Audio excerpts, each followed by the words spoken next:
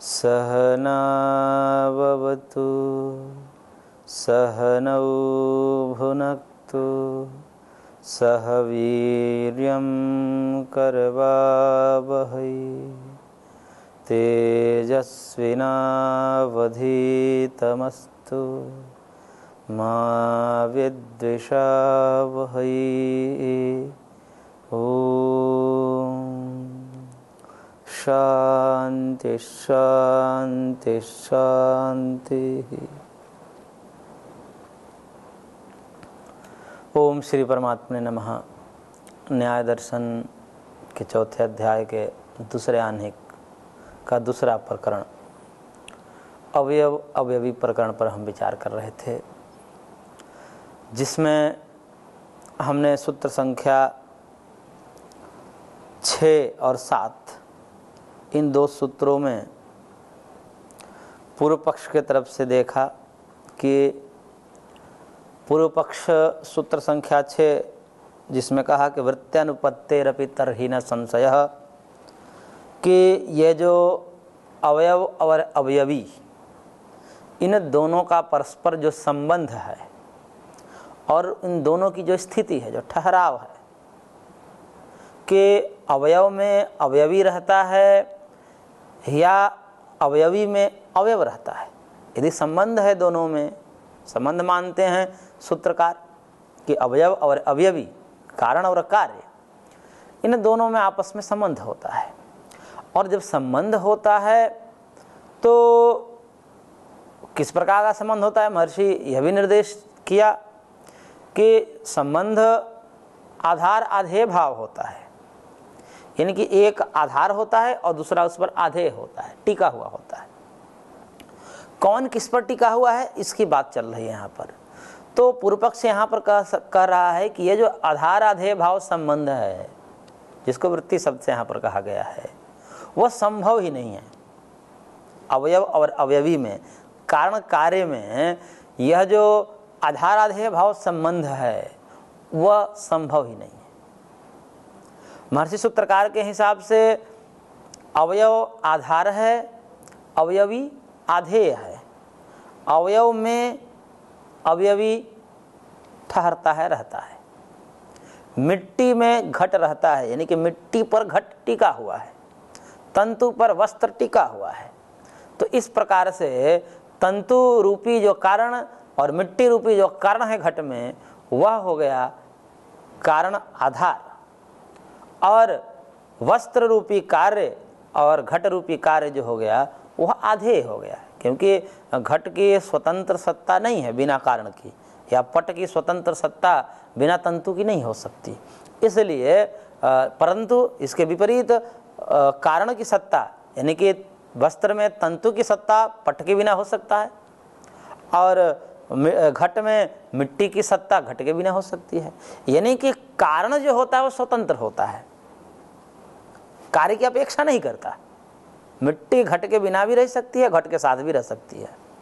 तंतु वस्त्र के साथ भी रह सकता है और वस्त्र के बिना भी रह सकता है। इसका मतलब कि कारण जो है वह स्वतंत्र होता है, और इसके विपरीत जो कार्य होता है वह परतंत्र होता है। परतंत्र का मतलब कि अपना अस्तित्व नहीं रखता, यानी कि अपना अस्तित्व तो रखता है परंतु अपने अस्तित्व को रखने में स्वयं कारण नहीं बनता, दूसरे पर टिका हुआ होता है। अब जैसे वस्त्र है तो वस्त्र तंतु को छोड़ करके नहीं रह सकता, तंतु के बिना वस्त्र का कोई अस्तित्व ही नहीं है। वस्त्र है, वस्त्र का अस्तित्व मान्य है, क्योंकि अवयवीवादी हैं महर्षि, तो अवयवी की सत्ता को स्वीकार करेंगे, परंतु वह किस रूप में करेंगे, स्वतंत्र रूप में नहीं करेंगे, आधेय रूप में, आश्रित रूप से रह करके, अवयवों पर आश्रित रह करके वह अपना आत्मलाभ करता है, अस्तित्व को प्राप्त होता है। इस कारण से अस्तित्व तो है परंतु स्वतंत्र अस्तित्व न होकर के आश्रित है अवयवों पर। ऐसे ही घट में भी देख सकते हैं कि घट मिट्टी को छोड़कर नहीं रह सकता, जब भी रहेगा तो मिट्टी के आश्रय से ही वो रहेगा, मिट्टी पर ही वो टिका हुआ होता है। इसलिए जो कारण अवयव हो गए, जिसको उपादान कारण भी कहा जाता है, तो वह जो कारण अवयव होंगे वो उसका आधार होगा, और कार्य द्रव्य जो होगा उस पर आधेय होगा। तो आधाराधेय भाव संबंध होता है कार्य कारण में। और जब कार्य कारण भाव में यह आधाराधेय भाव संबंध होता है, तब उसको यहाँ पर पूर्व पक्ष खंडन करने के लिए कि यह संभव ही नहीं है, आधार आधेय भाव संबंध संभव ही नहीं है। यदि आप दोनों तरफ से किसी प्रकार से बनाओ कि अवयवी में अवयव रहता है या अवयव में अवयवी रहता है, दोनों प्रकार से हो सकते हैं, अपने आप कह रहा है वो। हालांकि कैसा मानते हैं ये तो सूत्रकार स्वयं आगे बताएंगे, परंतु वह अपने आप से यह कहता है कि देखिए दो प्रकार से संभव है। या तो संबंध आप दिखा रहे हो दोनों में, तो ये कहोगे कि अवयवी में अवयव रहता है, अथवा आप ये कहोगे अवयव में अवयवी रहता है। तो ये दोनों प्रकार से संभव नहीं है, यानी कि अवयवी में अवयव नहीं रहता है और अवयव में अवयवी नहीं रहता है, ये दोनों बात ठीक नहीं है।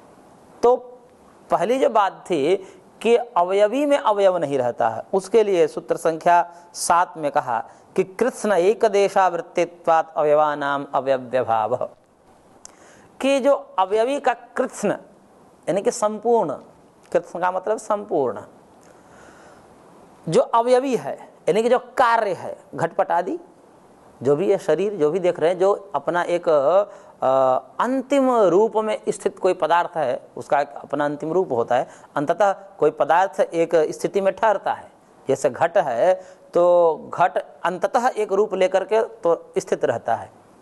तो जो कोई भी पदार्थ, जैसे घट है, पट है, कुर्सी है, टेबल है, जो भी पदार्थ है वो अंततः एक रूप लेकर के वो स्थायी हो जाती है।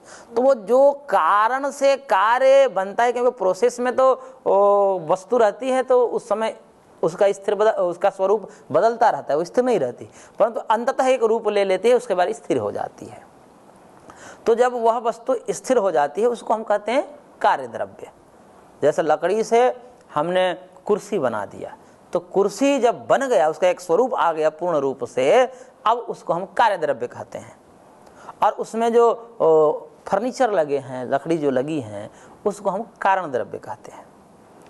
तो कार्य द्रव्य को ही अवयवी कहते हैं, और उसमें जो लगे हुए पार्ट्स हैं, अवयव हैं, उसको अवयव शब्द से कहा जाता है। तो यहाँ पर पूर्व पक्ष ये कह रहा है, ये कहना चाह रहा है कि जो अवयव रह रहा है अवयवी में, अवयव अवयवी में रह रहा है, यह यदि आप कहोगे तो यह नहीं हो सकता। क्यों नहीं हो सकता? क्योंकि इसमें दो बातें हैं कि यदि आप कहोगे कि अवयव जो है अवयवी में रहता है, तो कैसे रहता है? तो संपूर्ण अवयवी में अवयव रहता है। कृष्ण का मतलब कि उस अवयवी के, वह कार्य द्रव्य के संपूर्ण भाग में अवयव फैला हुआ है।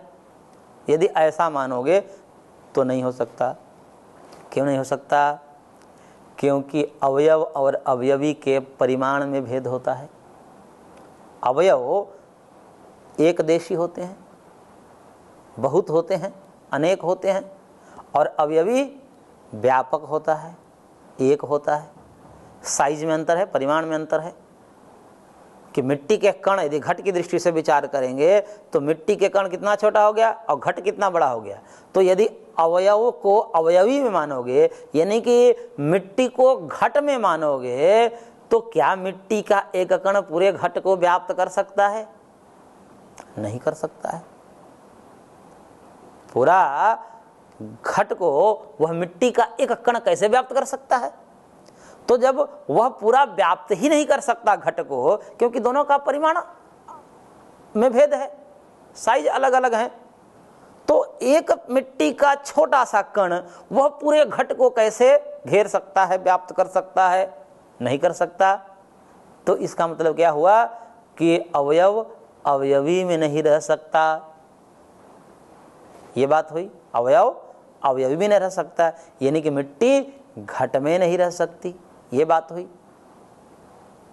और यदि आप कहोगे नहीं नहीं नहीं ऐसी बात नहीं है, आप जो गड़बड़ कह रहे हो कि अवयवी में अवयव रहता है तो संपूर्ण देश में नहीं रहता है, अपितु एक देश में रहता है, ऐसा यदि मानोगे तो भी नहीं हो सकता। क्यों? एक देश अवर्तित्वात्, एक देश में भी नहीं हो सकता।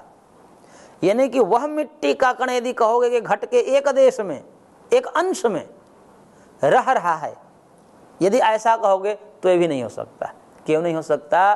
क्योंकि यह जो घट का एक देश कहा जा रहा है, घट पूरा है और घट के एक देश में कहीं मिट्टी ठहरी हुई है, चिपकी हुई है, तो वह जो घट का एक देश है वो क्या घट है या मिट्टी का कण ही है? पूर्व पक्ष कह रहा है, बड़ी बारीकी से यहां पर वह कहना चाह रहा है कि वह जो मिट्टी के कण हैं जो घट में चिपके हुए हैं, यदि पहले वाली बात तो खंडित हो गई कि वह एक मिट्टी के कण पूरे घट में नहीं हो सकते, पूरे अवयव में नहीं हो सकते, परंतु उसको यदि ये कहो आप कि नहीं नहीं नहीं आप गलत कह रहे हो, वो मिट्टी के कण पूरे में व्याप्त नहीं होता, पूरे अवयवी में, पूरे कार्यद्रव्य में व्याप्त नहीं होता, अपितु उसके एक देश में कहीं एक जगह कहीं चिपका हुआ होता है। तो एक देश भी आप नहीं कह सकते। क्यों नहीं कह सकते एक देश? क्योंकि एक देश का तात्पर्य क्या होता है? एक देश अवयवी नहीं हो सकता, कार्यद्रव्य नहीं हो सकता, घट नहीं हो सकता, क्योंकि एक देश को तो घट कहा नहीं जा सकता ना, घट तो पूरे को कहा जा सकता है। एक देश को फिर क्या कहोगे? एक देश को, वह एक देश क्या मिट्टी के कण ही है या घट है? कहना यही पड़ेगा कि नहीं, घट तो नहीं हो सकता, क्योंकि घट तो संपूर्ण है, संपूर्ण देश सहित जो कार्यद्रव्य है उसको अवयवी या घट कहते हैं। तो उसको हम एक देश को क्या कह सकते हैं? घट तो कह नहीं सकते, क्योंकि घट पूरा है और एक देश को घट नहीं कह सकते। और उस एक देश में वो मिट्टी के कण मान लीजिए चिपके हुए हैं, तो क्या कह सकते हैं कि वह जो एक देश है, क्या यह कह सकते हैं कि वो मिट्टी ही है? कहा जा सकता है कि मिट्टी है, एक देश तो घट नहीं है तो क्या है? फिर मिट्टी है, अवयव ही है। अच्छा, जब अवयव हैं, एक देश का मतलब जब अवयव हो गया तो अवयव में अवयव रहते हैं यह कहना सार्थक होगा कि अवयवी में अवयव रहते हैं यह कहना सार्थक होगा? प्रश्न पूछ रहा है। तो यही कहना पड़ेगा कि अवयवी में अवयव तो नहीं कह सकते, फिर तो एक देश से अवयव ही सिद्ध होते हैं, और एक देश से जब अवयव सिद्ध होते हैं तो अवयव में अवयव होता है, ऐसा कहना पड़ेगा। और जब अवयव में अवयव होते हैं ऐसा कहोगे तो फिर अवयवी में अवयव कहना, ये बात तो खंडित हो गई आपकी।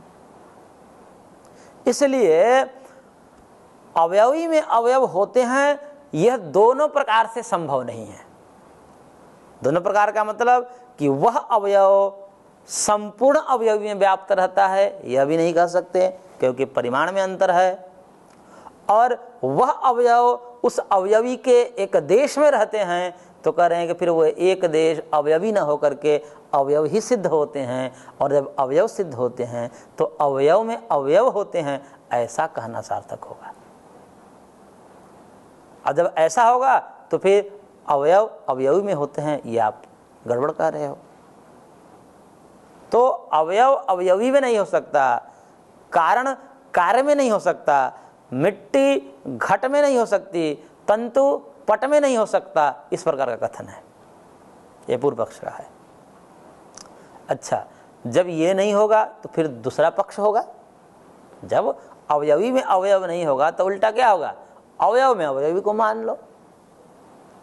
जब अवयव में अवयवी को मानेंगे तब उसके लिए सूत्र संख्या 8 में कहा कि तेषु चावृत्तेः अवयव्य भावः, करे कि तेषु उन अवयवों में भी अवयवी के भाव सत्ता को स्वीकार नहीं कर सकते। क्यों नहीं कर सकते? क्योंकि उसमें भी नहीं हो सकता। कैसे नहीं हो सकता? तो करेंगे, देखिए, यदि अवयवों में अवयवी मानोगे, यानी कि मिट्टी में घट मानोगे, मिट्टी में घट मानोगे, तो कितने मिट्टी में घट को मानना पड़ेगा? सारी मिट्टी में जो भी उतने उसके अवयव हैं एक घट बन गया तो उस घट में जितने भी मिट्टी के कण हैं उन संपूर्ण में मानना पड़ेगा घट, कि उन संपूर्ण अवयवों में घट रहता है। अच्छा, जब संपूर्ण अवयवों में घट रहता है ऐसा मानेंगे तो फिर वही पहली बात आ जाती है कि परिमाण में भेद होने से कैसे हो सकता। एक एक मिट्टी के कण में एक एक घट कैसे समाहित हो सकता है। जब प्रत्येक में, जब सभी अवयव में अवयवी को माना जाता है, सभी कारण में कार्य को माना जाता है, तो एक एक कारण में एक एक कार्य को मानना पड़ेगा।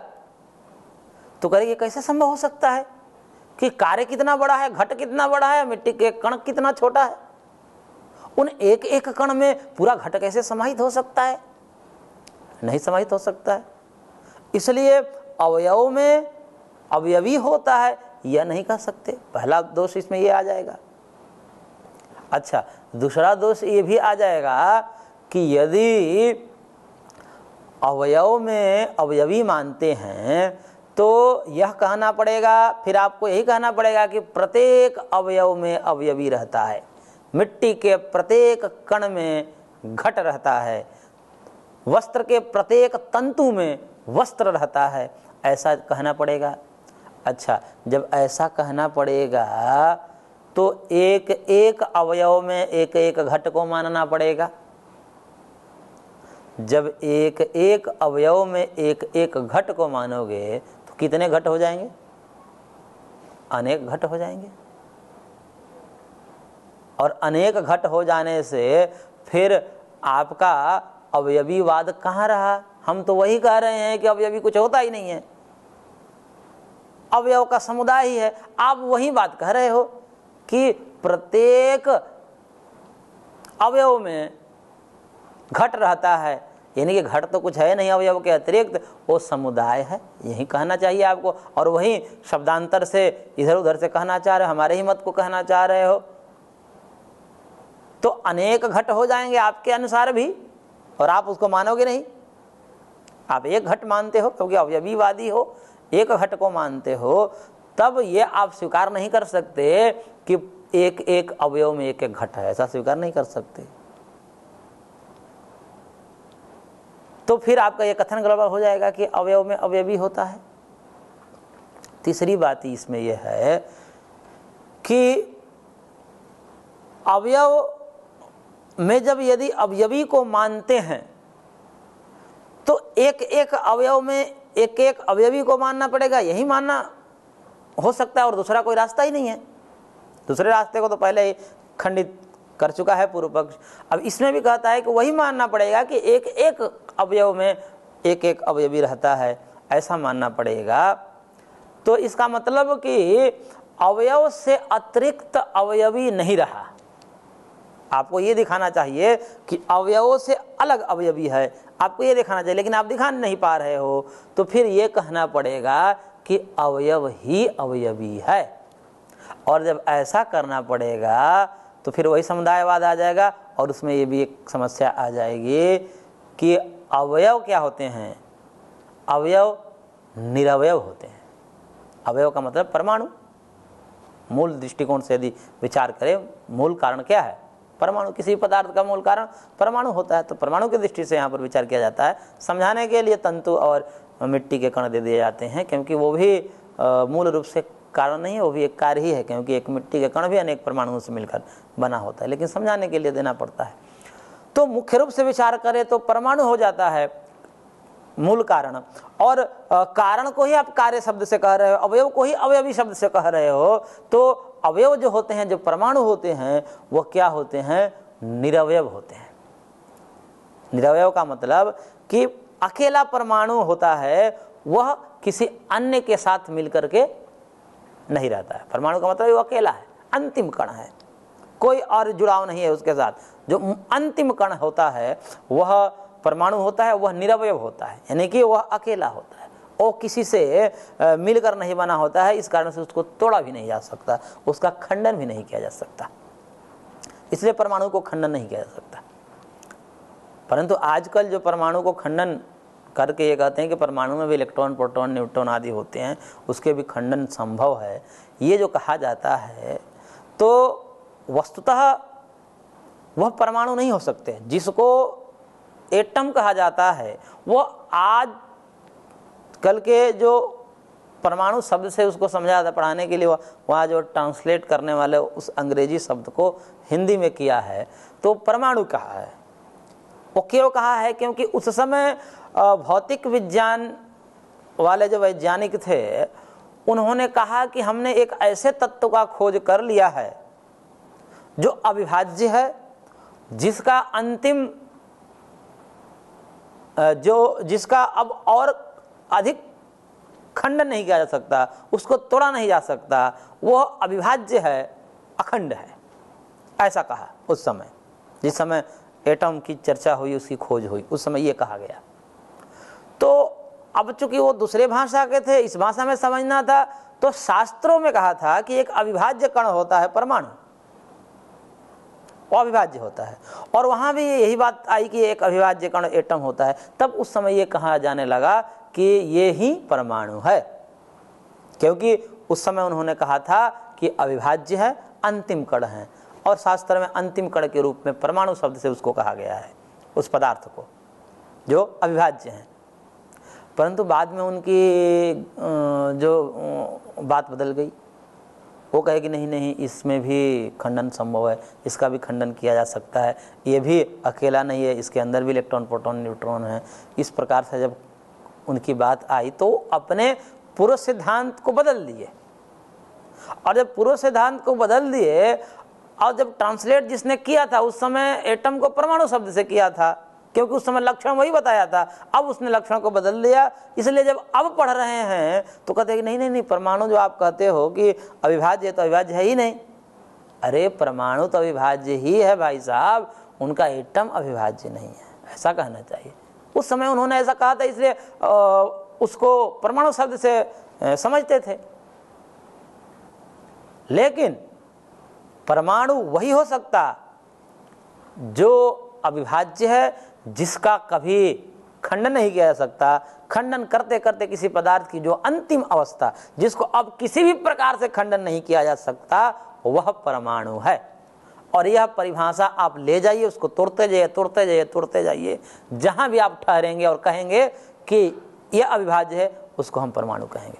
तो चलिए ठीक है, एटम परमाणु नहीं रहा, जो भी आप अब आगे बढ़ते जाइए और कहते जाइए कि नहीं ये भी खंडनीय है, इसका भी खंड किया जा सकता है, टुकड़ा किया जा सकता है, तो कह रहे हैं कि हमारा लक्षण वहाँ भी बना रहेगा, परमाणु शब्द वहाँ भी सार्थक रहेगा। इसका मतलब कि आप अभी खोज में लगे हुए हैं, खोज करिए, अंतिम में पहुँचिए, उस अंतिम को हम परमाणु कहते हैं। और जहाँ अंतिम नहीं होता, इसका मतलब समझिए वो परमाणु नहीं है, क्योंकि शास्त्रों में अविभाज्य कण को परमाणु शब्द से कहा गया है। तो ये जो परमाणु हैं वो अंतिम होने के कारण निरवयव होते हैं, और निरवयव होने के कारण ही उसको हम देख नहीं पाते, वो इतना सूक्ष्म होता है। जब वो अवयव से जुड़ करके बनता है तब वो धीरे धीरे दृष्टिगोचरित होता है, बड़ा होता है। 2 अवयव मिले, 2 परमाणु मिले, 3, 4, 5, 6, 7 ऐसे हजारों लाखों मिल करके तब दृष्टिगोचरित होने लगते हैं हमारे आंखों से। और निरवयव होते हैं, कुछ चिपके नहीं होते हैं, वो स्वतंत्र होते हैं, इसलिए उसको हम आंखों से देख नहीं पाते हैं। और जब आप एक एक अवयव में अवयवी को मान रहे हो, यानी कि अवयव से अतिरिक्त कोई अवयवी नहीं है, यही कहना पड़ेगा, तो आपका अवयवी भी निरवयव हो जाएगा। जब अवयवी निरवयव हो जाएगा तो आंखों से उसको देख नहीं पाएंगे, फिर घटपट आदि वस्तुएं भी दिख नहीं पाएगी। इसलिए आपका ये कहना भी सार्थक नहीं है कि अवयव में अवयवी रहता है और अवयवी में अवयव रहता है, ये भी नहीं कहा जा सकता। तो इस प्रकार से दोनों प्रकार से जो अवयव अवयवी का संबंध है, आधार आधेय भाव रूप में, जब अवयवी में अवयव रहते हैं कहते हैं तो अवयवी आधार हो जाता है और अवयव आधेय हो जाता है। जब अवयव में अवयवी कहते हैं तो अवयव आधार हो जाता है, अवयवी आधेय हो जाता है, ये बात उलट जाती है। तो इस प्रकार से दोनों प्रकार से संभव नहीं है, ऐसा पूर्व पक्ष ने कहा। इस पूर्व पक्ष का समाधान आगे करेंगे महर्षि। उसको हम कल देखेंगे। आज की कक्षा को यहीं पर विराम देते हैं, शेष अगले अंक में।